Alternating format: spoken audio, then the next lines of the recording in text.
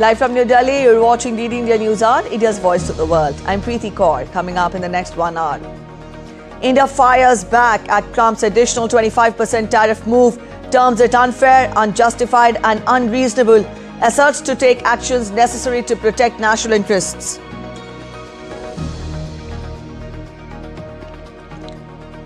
Trump to impose 100% tariffs on all semiconductors and chips coming to the US, while Apple pledges $100 billion new investment, hoping to sidestep potential tariffs on iPhones.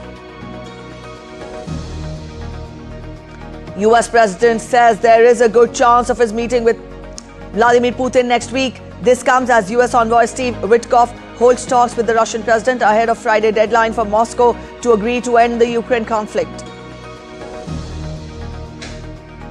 Thailand and Cambodia key ministerial-level meeting on Thursday as a fragile truce continues to hold a week after the two sides agreed on de-escalation.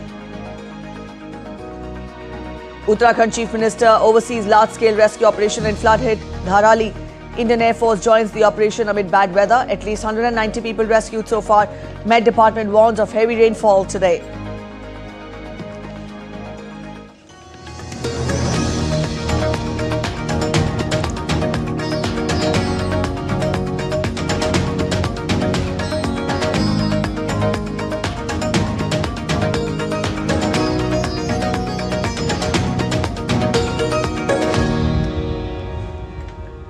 US President Donald Trump on Wednesday signed an executive order imposing an additional 25% tariff on Indian exports to the US, citing India's ongoing Russian oil purchases. India has fired back at the US administration's additional 25% tariff move and said that New Delhi had already made it clear its stance on imports from Russia. India's External Affairs Ministry in a statement said that the US has in recent days targeted India's oil imports from Russia. The statement added that India has made clear its position on the issue, including the fact that India's imports are based on market factors and done with the overall objective of ensuring the energy security of 1.4 billion people of India.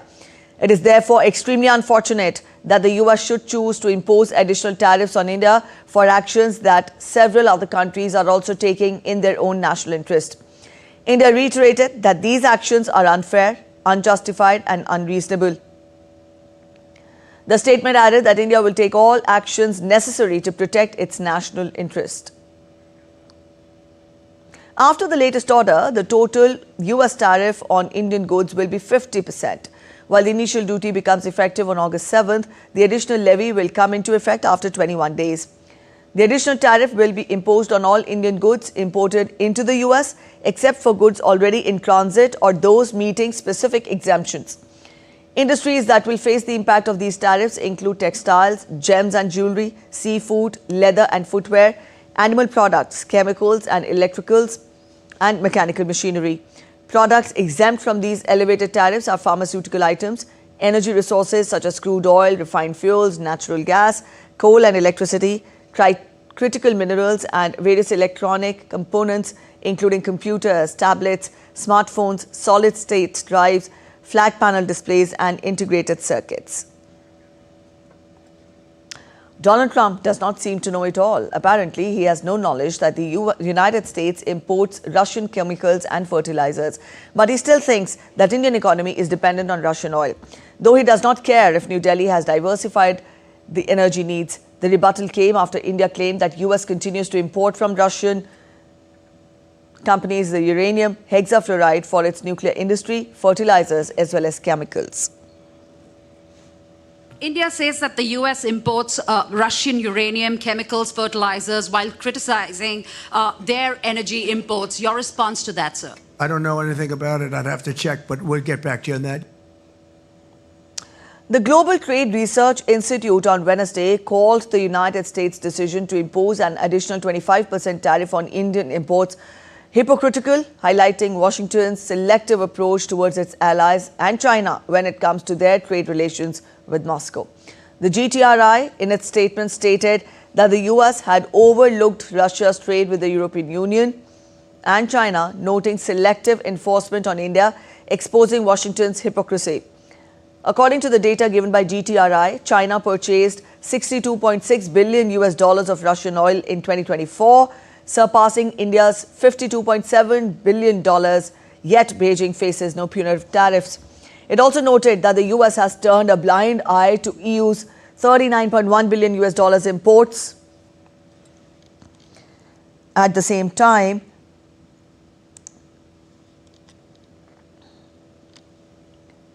this included $25.2 billion in oil, while the US itself purchased $3.3 billion in strategic materials from Russia.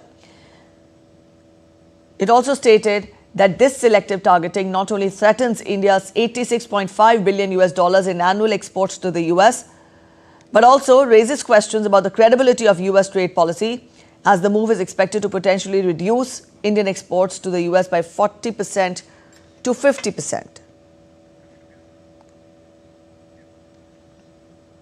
In a major sign of growing global influence of Prime Minister Narendra Modi, Brazilian President Lula da Silva plans to call him on Thursday to discuss the high tariffs being imposed by the US on many countries of the global south, including India and Brazil. President Lula is also seeking more business and trade with India. DD India's correspondent Shobhan Saxena reports from Sao Paulo. It faces 50% tariff on its exports to the US.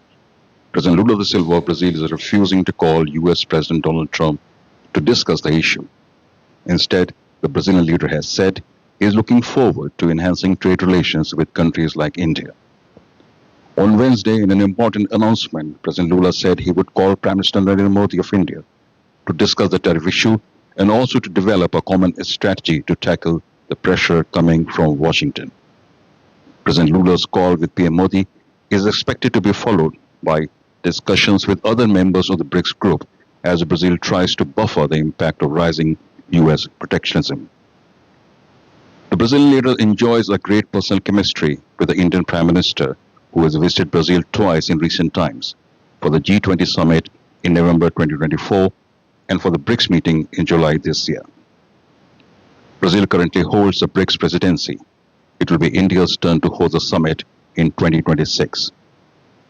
On Wednesday, in an interview with the news agency, President Lula said he saw no room for direct talks with President Trump, which he believes would turn into a humiliation for him. He also said that the President of the United States trying to dictate rules for a sovereign country like Brazil is unacceptable to him. On the other hand, President Lula is quite optimistic about close relations with India. During PM Modi's state visit to Brasilia on July 8 this year, President Lula had said his country aims to triple trade flows with India from $12 billion last year. Now all eyes of the world are on the Indian Prime Minister as he gets an important call from a strategic partner. All right, to throw more light on this issue, we are joined in by a guest. We're joined in by Mr. Prabhu Dayal. He's former senior diplomat. Thank you so much, sir, for joining us on DD India this morning. We will have the discussion in detail, but to begin with, let's hear in the opening remarks from you. How do you read these tariffs and these sanctions by the US administration on India? Well, good morning, and thanks for having me on your show. Let me say that Donald Trump's latest outburst against India is coercive diplomacy dressed up as trade policy. But he has miscalculated. This is not some client state like Pakistan that will buckle under pressure. This is India. And as you mentioned, he signed an executive order imposing an additional 25% tariff on Indian imports, and said that these additional tariffs are because India is purchasing Russian oil, and that will raise the total tariff on Indian imports to the United States to 50%, which is among the highest tariff rates imposed in the world. Now, he forgot that his own country is also importing quite a lot from Russia. In fact, India has maintained that its relationship with Russia stands on its own merits. And India has also pointed out that the United States continues to import from Russia uranium hexafluoride for its nuclear industry, palladium for its EV industry, fertilizers, as well as chemicals. So India has made it very clear that it will take all necessary measures to safeguard its national interests and economic security. India, has also said that it is extremely unfortunate that the United States should choose to impose additional tariffs on India for actions that several other countries are also doing in their national interest. They are taking steps in their national interest. As you mentioned, China has been spared by Trump, although China has been buying much more Russian oil than India has been. So, in a nutshell, I think, President Trump demonstrates that there are no permanent friends, there are only permanent interests, except that, in his view, American interests are Trump's own interests. Yes. He has pursued a policy of putting his own personal interests above his own national interest, above global interests, and above the interests of humanity. Let me mention that the United States is a very big importer of Indian stuff, pharmaceuticals and textiles, leatherware, footwear, machinery, a lot of food stuff. And at the same time, Bloomberg has reported that the highest number of smartphones which are being imported into the United States are Apple smartphones made in India. Yes. So what will happen is that all this will hurt the American consumers. If tariffs are imposed to the extent of 50%, then the American consumers' interest will also be very badly affected. Yes. So I think that President Trump has not done the right thing at all, and it is very coercive diplomacy, as I said at the beginning. All right, so you're calling this coercive diplomacy, but at the same time, now India has been subject to these tariffs owing to the purchase of Russian oils. At the same time, we also have another country, Brazil, which is also facing 50% tariffs because of the US objections of the prosecution of former Brazilian President Jair Bolsonaro. In today's times, when the world is witnessing such geopolitical instability, to what extent is this justified, bringing, mixing together political interests of a country and the business interests of a country? You did call this coercive diplomacy, this kind of a diplomacy, my way or no way. In today's times, to what extent is this justified, clashing political interests with the business interests or, economical interests of a country? It is not justified at all. In fact, President Trump has demonstrated that it may take years to build a relationship, but it takes no time to wreck it. Yes. It may be recalled that when Prime Minister Modi had visited Washington in February this year, Trump had called him his great friend, and the two countries had set a target of enhancing their bilateral trade to $500 billion by 2030. However, less than 6 months have passed by since then, and due to the Trump tariffs, the trade relationship is hitting rock bottom, and the structure of the whole bilateral relationship is also greatly threatened. This is, in fact, a stunning reversal in a relationship that has gone from strength to strength over the past 2 decades due to efforts of successive governments in India and the United States to bring about convergence on global issues and promote bilateral goodwill and a relationship which is beneficial to both sides. Now, let me also mention that within days of claiming he doesn't care about India's ties with Russia, the American president has begun threatening sanctions and punitive tariffs, all while also mocking our economy and calling it a dead economy and referring to our tariffs as obnoxious tariffs. So this is very strong language, which doesn't, of course, befit a head of state. And it is going to do a lot of damage to the bilateral ties. I think this may appear to be his way of telling India that he wants to protect Ukrainian sovereignty. But, in the past, he has hardly been seen to be doing that. I think that he's just arm twisting India into accepting his terms because he pursued a very transactional policy. he's a businessman. And Yes. in business, you pursue a transactional policy which is intended as a zero-sum game. That means you win all and the other side loses all. But in diplomacy, that is not the approach. In diplomacy, the policy is always win-win. There has to be gain for both the sides. And in fact, all along, we have been emphasizing this in our interaction with the United States, and they have been receptive. The policies of both sides have been directed towards bringing about beneficial results, bringing about the sort of win-win approach in our interaction. But now all that seems to be down the drain just because of the policies of a very transactional nature which he has been pursuing. All right, so we'll continue this conversation here, but at this point, we're joined in by our correspondent Akshay Dongre.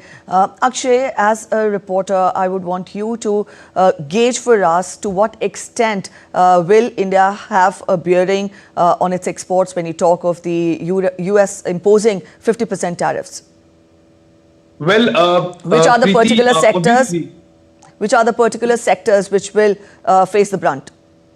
Well, obviously, Preeti, a couple of things. Since India's exports to US are vast, there will be some impact.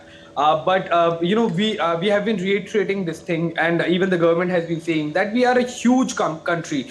We are, in fact, the largest country when it comes to population. So the goods that are going to the US, if they do not go to the US and somehow integrated into our market as well, so we can absorb the shocks. So yes, obviously there is going to be a setback to many of the people who have been dependent solely on doing business with the US.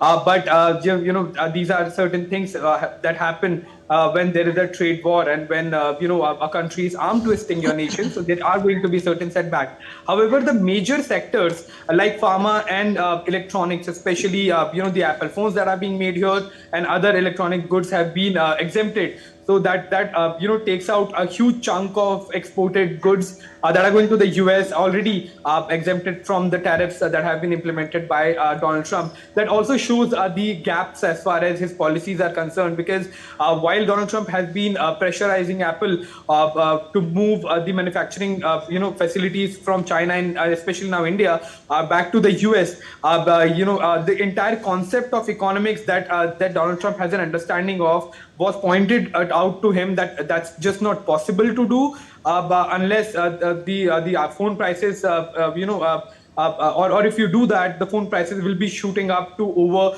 3,500 for the top variants of the iPhone. That would have been even unaffordable for many of the Americans. So the situation was brought under control when Donald Trump was made to understand that there are certain things that have to be exempted. So that also shows his lack of understanding of the entire affair. Second, as far as impact on India is concerned, India can obviously look for other markets. We have just signed an FTA with the UK. We have signed FTA with several other nations now. And then, as far as trade is concerned, it's moving in a very robust direction with other nations. But the kind of immaturity that the US government has showed to India and to the rest of the world by this arbitrary implementation of tariffs has certainly damaged the reputation of the US as a market and US as a trade partner, as an ally. So it's a country. In 4 years, the president will change, the policies will change, and there is no coherence. So the next president can do and undo anything that you have done or invested in the last 10, 15, 20 years. So that will be a major dent to the trust that the US economy had, the reliability, the credibility of the US market. But when it comes to India, yes, we have learned a lesson in both geopolitics as well as business from Donald Trump. So certainly we will be taking rather steps in our national interest, in the interest of our people. And as far as other things are concerned, clearly there is a hypocrisy that we have seen, with Donald Trump trying to make an example of India, to arm twist both India, China, and Russia.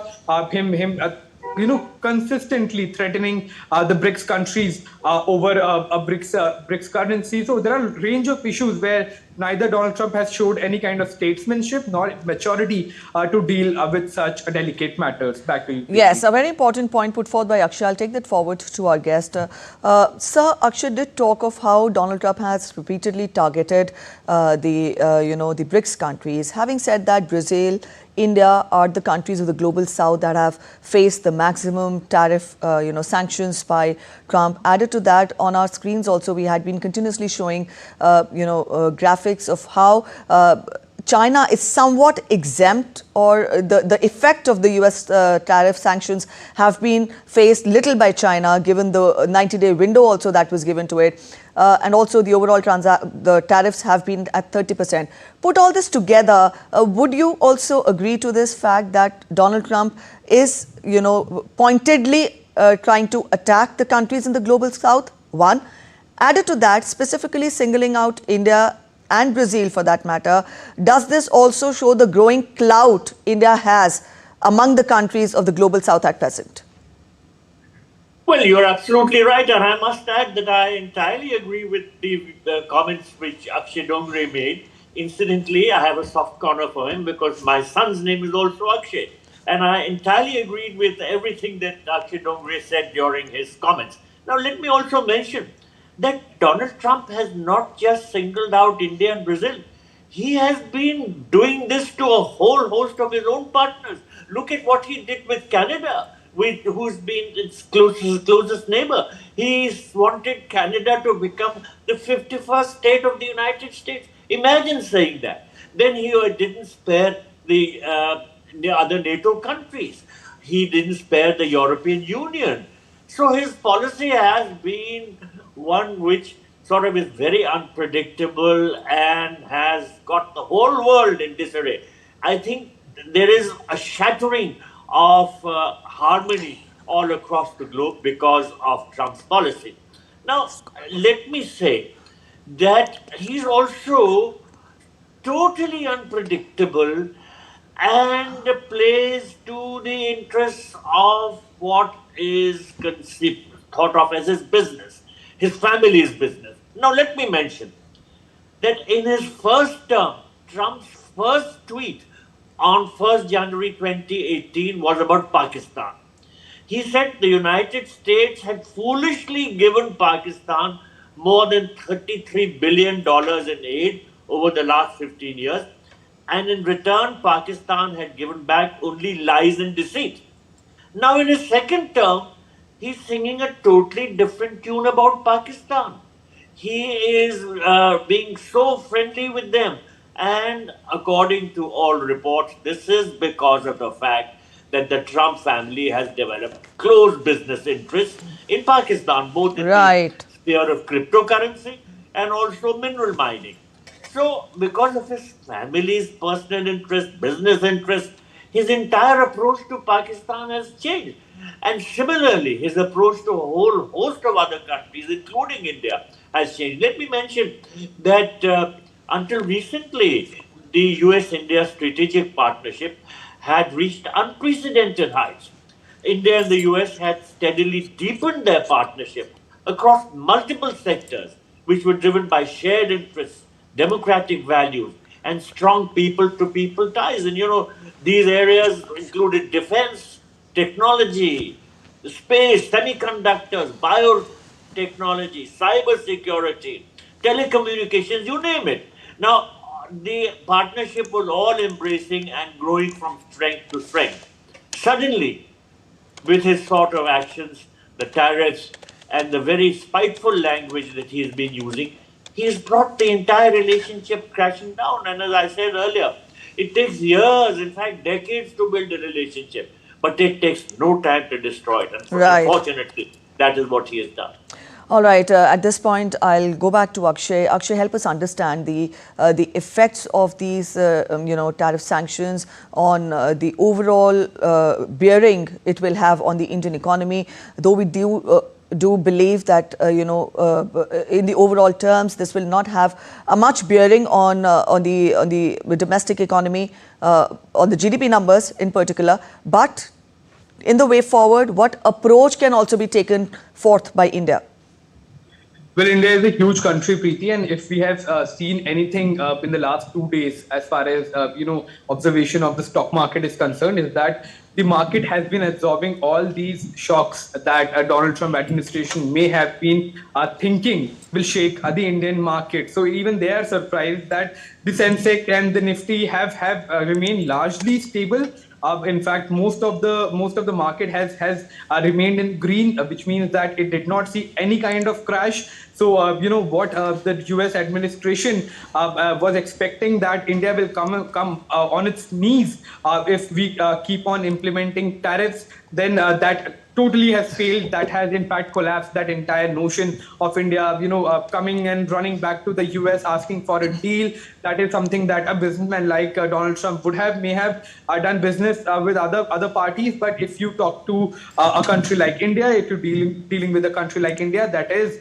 the fastest growing economy in the world, fastest growing major economy in the world, then you have to have a certain degree of decorum. You cannot dehyphenate India, Pakistan, and try to use every tactic in the book to bring India to the talking table, or rather to force a deal onto India. That is just not going to happen. You called Munir to have lunch with you. India did not say a thing. You have been using derogatory language. You have been putting Indians, in planes, military planes, handcuffed and sending them back to India. India still wanted good relations with the US, because we saw US as a country that shares India's values of democracy. But what we have seen in the last few days is hardly any kind of return of that respect. Any kind of there was no mutual respect. There was no respect to India's trade, India's agricultural sector, India's farmers, and all of these things that US wants and access to.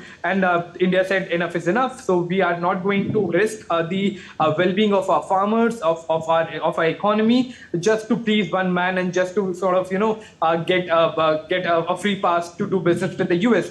The world is much bigger than US. The US should come to realize this. And the kind of tariffs that we are seeing, the kind of instability, change of decisions that we are seeing, is also a sign that the US market is also shrinking. The US economy is shrinking. The country that could, perhaps 30 years back do business with any country in the world without any kind of insecurity, US market and economy is not the same anymore. China is rising, India is rising, Brazil is rising, the entire BRICS is coming together stronger. And that really has given sleepless nights to many of the people who always had a notion of Western superiority when it comes to the economics. And this entire reshaping of the world order is perhaps the reason why these kind of actions are being taken by the US administration at this point in time, along with, rather coupled with the short-sightedness of the US government too. All right, Akshay. Thank you for joining in with those details, and I'll take that forward to our guest also, sir. When we talk of, the GSP status, the US GSP status of India, it was earlier also terminated in March 2019, but then again it was revoked in June 2019. That was in 2019, but this is 2025. When we talk of Trump tenure 2.0, how do you see that change drastically from the way, he was the 45th US president during his first tenure, and now in 2025, when we've seen geopolitical changes witnessed across the world, how we've seen, centers of power emerging from different parts of the world, given the global south, or for that matter, Asia. Put all this together, the very dream of Donald Trump to make America great again. Every world leader wants his respective country to shine, to progress. But at the same time, to what extent this is just the beginning of, the Trump tenure 2.0. It's a long way ahead. Put all this together, how do you see Trump tenure 2.0 progress from here on, given the various geopolitical, challenges the world is facing, and also at the same time, countries like India are also putting forth their clout on the global page? Well, let me first make a comment about how I see Indo-US relations shaping out in Trump 2.0. I think that the impact of Trump's second term on the US-India relationship remains simply unpredictable. The relationship appeared to be very robust, but now it appears very fragile. So India will have to be prepared for any sort of action, any sort of alliance that Donald Trump might try to shape for America. And in this particular context, it is important that the impact which his policies are having on the geopolitical situation of South Asia has to be kept under very close watch. By nurturing a close relationship with a rogue state like Pakistan, which is an out and out terrorist state, Donald Trump is making a mistake because, as Hillary Clinton had once said, if you nurture snakes in your garden, they're going to bite you. And to take the analogy forward, if you develop such a close relationship with a terrorist state like Pakistan, it is going to hurt you sooner or later. Pakistan is a very mischievous country. It will misuse its relationship with the United States. Now, as regards the internal situation within the United States, I think media reports indicate that there is growing uncertainty about the economy. There is rising unemployment. There is increasing fear of recession. And there are many factors which are responsible for this. But of course, the uncertainty created in the global situation by Trump's policies is also responsible for creating uncertainty within the United States. As regards some of these tariffs, let me mention that the business interests of many of the smaller enterprises in the United States are also being affected. In fact, a number of small businesses who are importing goods have filed cases against the Trump administration because the increased tariffs have led to a downfall in their capacity to sell, and they were ending up with lots of unsold stocks and their businesses were going down, so they filed cases. So there is a lot of anxiety, there is a lot of uncertainty, both in the international arena and within the United States, about how these policies are going to affect people. People are very scared all over the globe and including in the United States of America. Let me also mention one thing, that India is a country which has a big standing in its own right. President Trump may have said that India is a dead economy, but everyone knows how terribly wrong he is on that, because India is the world's fifth largest economy, and it is moving rapidly towards becoming the fourth largest economy. India has a very big domestic market. India has global alliances, and these have been shaped by our leadership. Prime Minister Modi's leadership role has been acknowledged globally. He has been given a number of awards by different countries because he is seen as a person who looks at global interests. He has promoted the idea of Vasudhaiva Kutumbakam, the world is one family. So this divisive policy which President Trump is following is certainly not going to strike the right chord with anybody. And I'm not surprised that Brazil is very upset, and Brazil has sent a very, very sympathetic and friendly message to India. There is a lot of possibility of India working with a whole host of other countries, and India is already doing that. There are many, many markets which can be opened up. But above all, let me mention that the Indian market is itself big. And it is time that Indians stand up and say, be Indian, buy Indian. We must use as much of our own products, strengthen our economy, and that will go a long way towards strengthening our country. Yes. All right, so we'll end this discussion, we'll end this conversation here. Thank you so much for joining us on DD India this morning. Thank you. So we were joined in by Mr. Prabhu Dayal, and he did specifically talk of how and what would be the impact of the US tariff sanctions on India, and also he talked of the hypocrisy and also the duplicity put forth by the Trump administration. You're watching DD India News Hour. We're heading for a short break. Stay with us.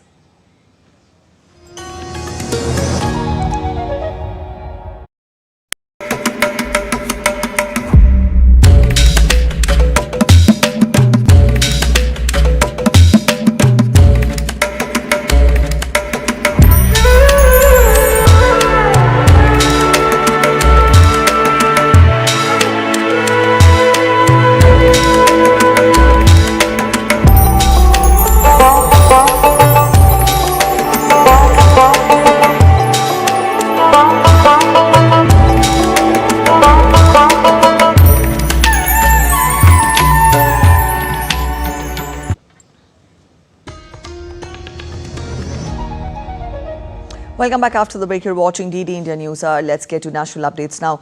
India celebrates the 11th National Handloom Day today with President Draupadi Murmu presenting the prestigious Sant Kabir Handloom Awards and National Handloom Awards for 2024 at Bharat Mandapam in New Delhi. The awards will be conferred upon a total of 24 awardees, including 5 Sant Kabir awardees and 19 national awardees, recognizing the work of weavers, designers, marketers, startups and producer companies who have made a difference in the field. Besides, the week-long celebrations began on 1st of August to honour India's rich handloom legacy and engage new audience. The handloom sector is a big part of life in rural India. For many families, it is not just a tradition, but also their main source of income. Today, handloom weaving is India's largest cottage industry. According to the 4th All India Handloom Census done in 2019-20, about 35.22 lakh households are involved in this work. Together, they include over 35 lakh weavers and allied workers.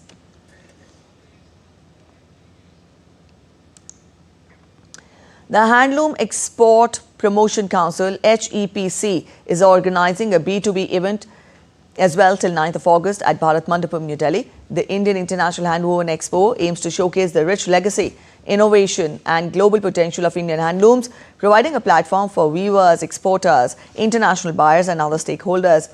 The event will have participation of about 100 overseas trade visitors from prominent textile importing countries and 200 exhibitors from all over India.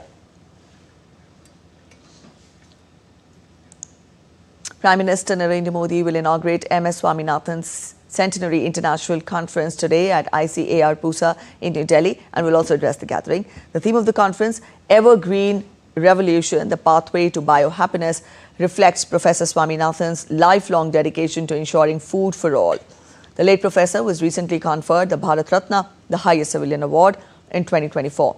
To honour his legacy, the MS Swaminathan Research Foundation and the World Academy of Sciences will launch the MS Swaminathan Award for Food and Peace.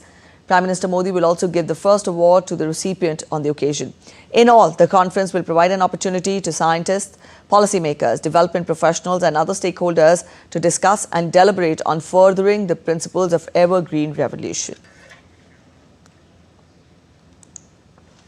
Let's get to updates on Uttarkashi Cloudburst now. Chief Minister of India's northern state of Uttarakhand, Pushkar Singh Dhami, has been continuously monitoring the rescue operation in Dharali.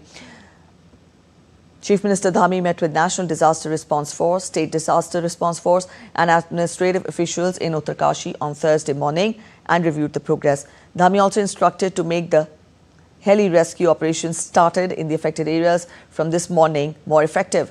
He also ordered to monitor the supply of drinking water and food grains along with early restoration of roads, communication and electricity. He also appreciated the dedication of all the rescue teams. आज army, ITBP, SDRF, NDRF सभी teams मौके पे थी और सभी teams ने बहुत coordinated तरीके से रेस्क्यू का काम किया है। एक डेड बॉडी रिकवर हुई है।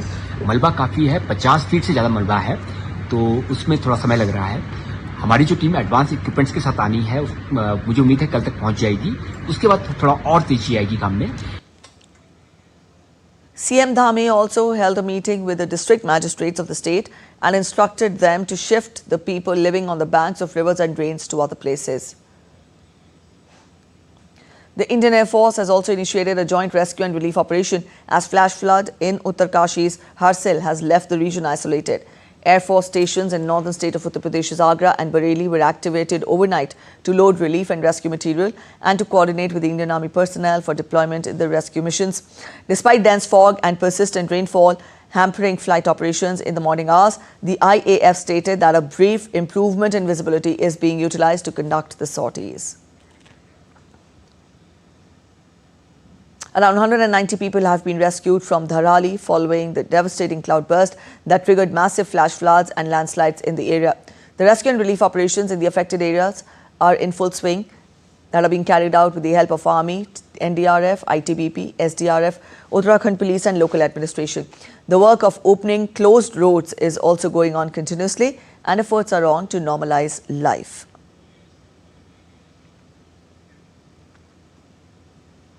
The Indian Met Department has forecast heavy rainfall to continue over Uttarakhand. Meanwhile, the district administration of Uttarkashi has announced a holiday for all government and private schools and Anganwadi centres in the district in the wake of prediction of heavy rainfall in the district on Thursday. All right, DD India's Dr. Kanchan Negi joins us from Uttarakhand's Dehradun. Kanchan, get us the latest update. Also, get us a brief on the rescue and relief operations. And also, we believe that some tourists are missing in the state. Some locals are also missing in the state. Put all this together, get us the latest update. Yeah, sure, Preeti. Cloudburst in Uttarkashi, Dharali is indeed heartbreaking. And late at night, CM Pushkar Dhami held a meeting at the camp office in Uttarkashi with officials from the NDRF and the Indo-Tibetan Border Police to review the ongoing rescue operations in Dharali. A large-scale rescue operation is being carried out in Dharali with the coordinated efforts of the Army, NDRF, SDRF, Uttarakhand Police and the local administration, Preeti. Efforts are also continuously underway to reopen the blocked roads and restore normalcy in the region. As of now, around 190 people have been rescued from Dharali following a devastating cloudburst that triggered massive flash floods and landslides in the area. And I would just like to say that several people, including a group of 28 tourists from Kerala, are still missing. Teams from the Army, ITBP and SDRF are relentlessly engaged in search and rescue operations. So far, 190 people have been safely rescued, including 60 on Wednesday and 130 on Tuesday. Speaking on the cloudburst and the sudden floods in Dharali, Uttarkashi, Jalgaon district collector Ayush Prasad also stated that 19 people from Jalgaon district were reported to be in Uttarkashi, and out of these, contact has been established with 3 individuals, while 16 are still untraceable. The Maharashtra government, Preeti, and the district administration have reached out to the Uttarakhand government and the Uttarkashi district administration as well, to which full cooperation is being provided by the Uttarkashi government. The state government as well. And Preeti, to add on, the authorities have held back the 4th batch of Kailash Mansarovar pilgrims at Dharchula base camp in Pithoragarh district after the road to a higher altitude point was hit by heavy boulders and debris owing to bad weather. The batch consists of 48 members, including 14 women pilgrims from various parts of the country who have to stay put at Dharchula now. We're expected to reach Gunji on Wednesday. And only after a rest of 2 nights, they were supposed to proceed further towards Kailash Mansarovar via Lipu Lake Pass. So in view of heavy rains, Preeti, all government and non-government and private schools from classes 1 to 12 along with the Anganwadi centers are closed in Uttarkashi district today as well. And according to the weather forecast issued by the Indian Meteorological Department, Dehradun on August 6, Preeti, there is a possibility of heavy to very heavy rainfall at some places in the district with the thunder at some places. And however, like today, the sky seems pretty clear. But then due to rain in the district, the water level of rivers and streams is rising and footpaths and roads are affected along with cloudbursts, landslides in some areas. And from the point of view of mitigation and management of possible disasters, it's vital to take necessary measures for the safety of school students as well. And braving the extreme weather conditions and treacherous terrain, CM Dhami visited Dharali on Wednesday to assess the ground situation. As the first person to reach ground zero after the incident, he met the affected families as well and tried to support them, by all his means. Yes, Preeti. All right, Dr. Kanchan, thank you so much for joining us with all those details from Dehradun. Thank you, Preeti. So that was our correspondent, Dr. Kanchan Negi, spelling out the latest on the relief and rescue operations and also the weather predictions in Uttarakhand. We'll keep you updated. In other news, in a landmark development under the National Green Hydrogen Mission, the Solar Energy Corporation of India has received a bid of 55.75 rupees per kilogram in the first auction of procurement of green ammonia under the Strategic Interventions for Green Hydrogen Transition for the SITE program. Now, this pioneer auction covers the supply of 75,000 metric tons per annum of green ammonia to Paradip Phosphates Limited, Odisha. It is the first in a planned series of 13 auctions over the coming month under a tender aggregating a cumulative procurement capacity of 7.24 lakh MT per year. Also, the discovered price translates to approximately 55.75 rupees per kg, a substantial drop from the previously discovered price of 100.28 rupees per kg in the H2 global auction in 2024. This price discovery marks a watershed moment in India's green hydrogen journey and reinforces the country's vision of becoming a global hub for green hydrogen production.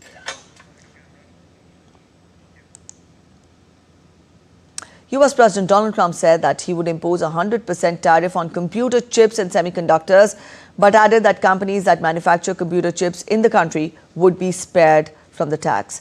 Trump told reporters in the Oval Office on Wednesday that the new tariff rate would apply to all chips and semiconductors coming into the US, but would not apply to companies that had made a commitment to manufacture in the United States. The announcement came more than 3 months after Trump temporarily exempted most electronics from his administration's most onerous tariffs. We'll be putting a tariff on of approximately 100% on chips and semiconductors. But if you're building in the United States of America, there's no charge, even though you're building and you're not producing yet in terms of the big numbers of jobs and all of the things that you're building. If you're building, there will be no charge. Trump also said that he could announce further tariffs on China over its purchases of Russian oil. Trump told reporters that he expected to announce more secondary sanctions aimed at pressurizing Russia to end its conflict in Ukraine.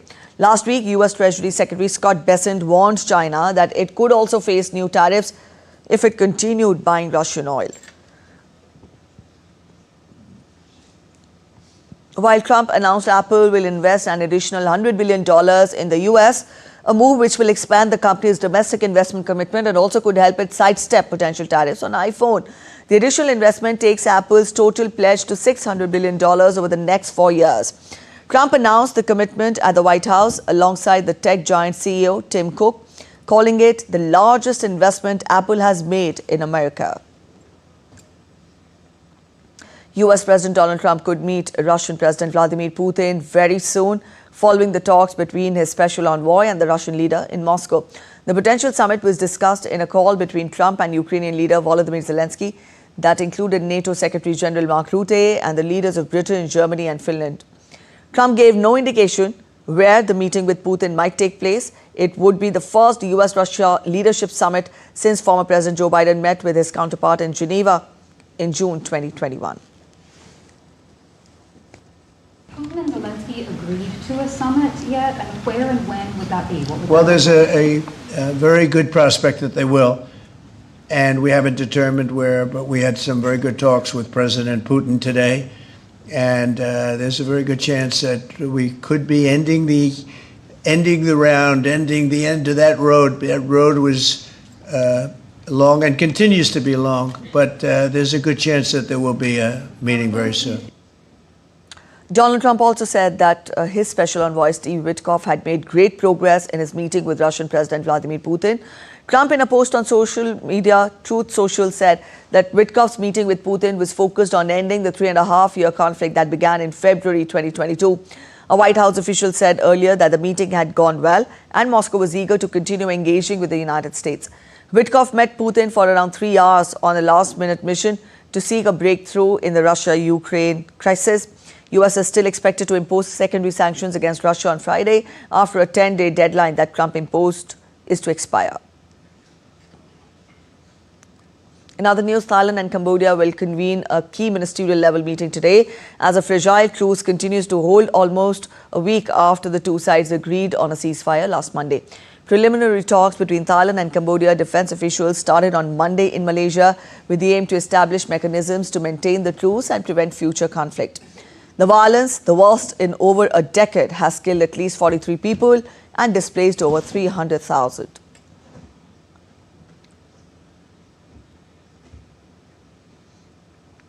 Meanwhile, thousands of Cambodian migrant workers have fled Thailand, crossing the Ban Lem Duong border post in Battambang, Cambodia, following the deadly border clashes. Cambodia's Labour Ministry has reported over 750,000 returnees since July 24, citing safety fears and alleged attacks on migrants. Cambodia's forces remain on high alert while the border region, marked by jungles and farms, stays calm. Let's get you the updates from the world of business now. Trump said on Wednesday that he had started the process of interviewing candidates for an open position at the Federal Reserve's Board of Governors and said the candidate pool was probably down to 3 choices. Speaking to reporters in the Oval Office, Trump praised 2 candidates with the first name Kevin as top contenders. Trump is considering White House economic advisor Kevin Hassett and former Fed Governor Kevin Walsh for the job. Walt Disney reported strong quarterly results on Wednesday, surpassing expectations and raising its annual profit forecast, driven by its streaming business. The company projects $1.3 billion in operating income from its direct-to-consumer segment, up by 30%. Disney announced a multi-year NFL draft rights extension, expanding coverage across Disney+, Hulu, ESPN and ABC starting 2026. Additionally, ESPN secured deals with the NFL and WWE for its $29.99 per month streaming service, launching on August 21st. The NFL deal includes acquiring the NFL network for a 10% ESPN equity stake, pending regulatory approval. These moves aim to bolster Disney's streaming growth, offsetting declines in traditional TV, with new NFL draft-focused content planned. The Naima Nepal Mobility Expo 2025 kicked off on Wednesday in Kathmandu, with Deputy Prime Minister and Finance Minister Bishnu Prasad Paudel inaugurating it. The inaugural event witnessed the minister sharing that the government has prioritized expanding and widening road infrastructure across the country to make it more vehicle-friendly, with connectivity being taken up as a national campaign.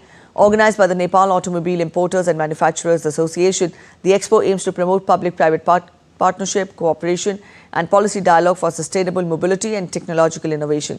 Companies from India, China, Japan, Korea and the United Kingdom are participating in the 5-day expo. Market in Nepal isn't that big currently, but we have seen recent big interest from a lot of people, especially with rising fuel costs and whatnot. So having an electric vehicle like the F-77 is an amazing experience as well. We are only offering ICE vehicles to the Nepalese customer. But now that waves we have launched waves in India, and then the response is overwhelming there. We have got a very good numbers month on month.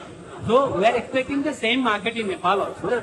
Although up next, we talk of sports. India's Test captain Shubman Gill and all-rounders Ben Stokes and Wayan Mulder have earned nominations for July's ICC Men's Player of the Month award. Shubman Gill amassed 567 runs at an impeccable average of 94.5 in 3 of the 5 tests played between India and England in July. He played a leading role in India's record-breaking win at Edgbaston, where he scored a monumental 269 in the first innings, followed by 161 in the second.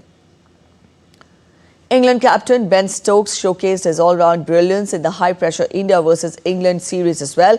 He scored 251 runs at an average of 50.2 and took 12 wickets at an average of 26.33.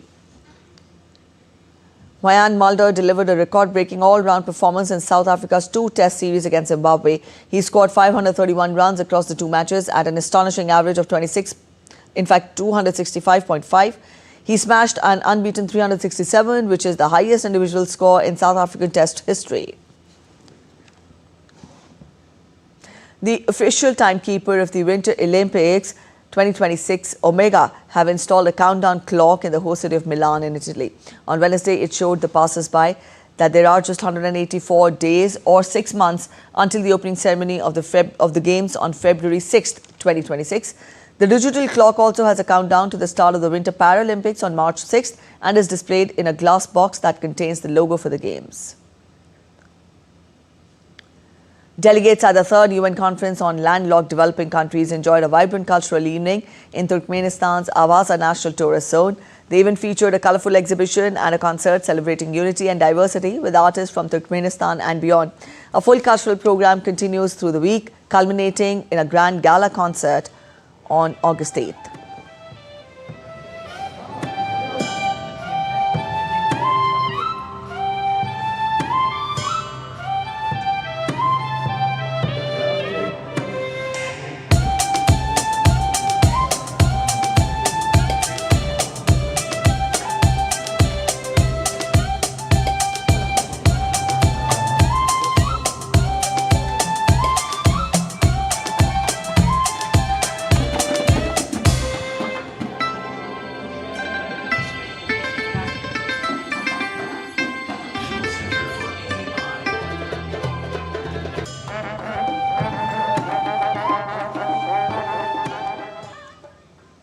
With that, we come to the end of this edition of DD India News Hour, but let us know your thoughts on the news of the day. For those of you on the go, you can get all the latest news and updates from India and across the world on the DD India mobile app.